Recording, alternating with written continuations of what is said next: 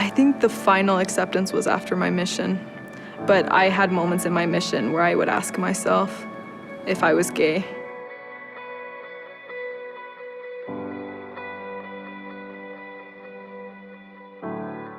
When I think back to elementary and middle school, I feel like I was a fairly normal kid. I loved having adventures with all of my friends, and I loved playing sports. I loved going to school. I loved a lot of the same things that a lot of my friends liked. I can look back now and can recognize some very clear differences between me and my friends. When one of my friends would talk about a boy being cute, I remember thinking that I never thought those things, that I must not be fully like them, but I thought that I was just focused on sports and on playing, and that I was appreciating somebody being cute but wasn't attracted.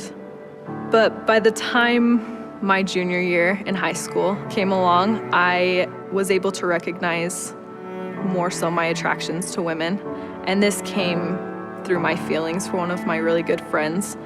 We became really close, and these feelings just kept getting stronger and stronger, and I knew deep down that something was different, that I wasn't feeling what normal friends feel for each other.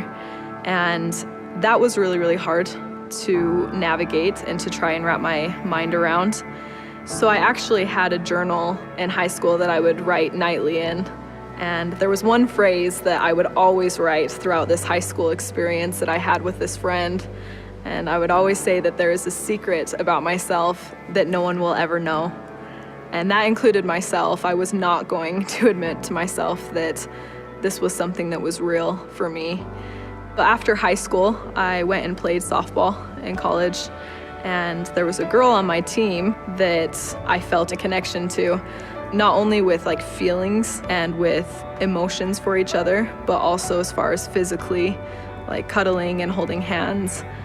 It got to a point in our friendship that we brought up the topic of kissing, and I instantly panicked. I went still back into denial and was trying to shrug off these feelings, and I actually cut off our friendship completely, and I blamed everything on her. And I felt that that was maybe a coping or a defense mechanism so that I could again bury this even deeper inside me and not have this become a reality for me. And that's exactly what I did for years. Even afterwards, I didn't talk to her for years from that moment on. After a couple years of college, I chose to serve a mission. And very quickly when I got into my mission, I was able to recognize more attractions to women than I had previously. And during this year, the first year of my mission, was when I really started wondering about myself. I remember specifically asking myself, is this what this really is? And is this what I have been dealing with throughout my life? So when I got home from my mission, I knew that I needed to talk to somebody. And so I visited a therapist, and the moment that I talked to him about this, it was the first time that I had ever verbally stated that I dealt with this, and I need help.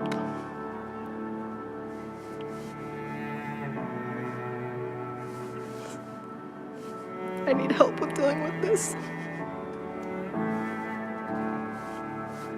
And I got to a point that I felt that suicide was something that would be a better option. And so I pondered on suicide a lot, and I literally was just living day to day, just on the mere hope that somehow this was going to work out. And so I went back and saw my therapist again, and he turned to me with tears in his eyes, and he said, I want you to fast and pray, and I want you to ask God what he thinks about you being attracted to women. It was finally at the end of the week that I knelt down in prayer, and I turned to God with one of the most heartfelt prayers that I've ever had in my life. And I remember feeling the sense of peace come over me. It wasn't a huge experience, but it was enough peace that I could feel that he loved me and that this wasn't my fault and that I didn't choose this. And after I got that peace, I said, if it's okay that I can, live my life in the gospel with this, how am I going to be able to do this? And I remember hearing the words. He said, just stay with me. He said, just a little longer, just stay with me. And I remember at that moment, I knew that I had to make this work somehow. I didn't know how, I didn't know what my life was gonna look like, but I knew that it was gonna be in the gospel. I knew that it was gonna be with God on my side, and that he was going to help me navigate through this experience that I was going to have to face. The greatest help that I received was from my aunt. She talked to me almost daily, and every single day she would just listen. And she would never give me any advice. She would never do anything like that. All she would say to me is, I love you. And she said, I love you no matter what you choose to do. And I remember feeling that love gave me more strength to stay within the gospel and to do what God wanted me to do than any quote or scripture or advice or anything that anyone had ever given me. It was her unconditional love. And being able to just talk and have her understand. She was trying the best she could to understand. She would ask me deep questions. She would ask me what it was like to have these attractions, and I felt that she cared, and I know that she cared. Coming out and telling people about being gay has been extremely terrifying, but it's also the most healing thing that I have ever done. I feel now, being around people that know that I'm gay, I'm able to be myself, and I'm not having to make up excuses of why I'm not dating or I'm not married or I'm not falling in love.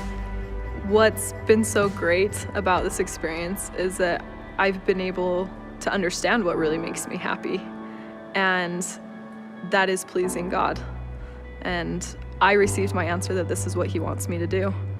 And that happiness surpasses any happiness that I could get from anything temporally. And I want to fill my life with things that he wants me to fill it with, and with other things that make me happy, including sports and pretty much sports. Just kidding. I'm trying to think of what else makes me happy. Sorry.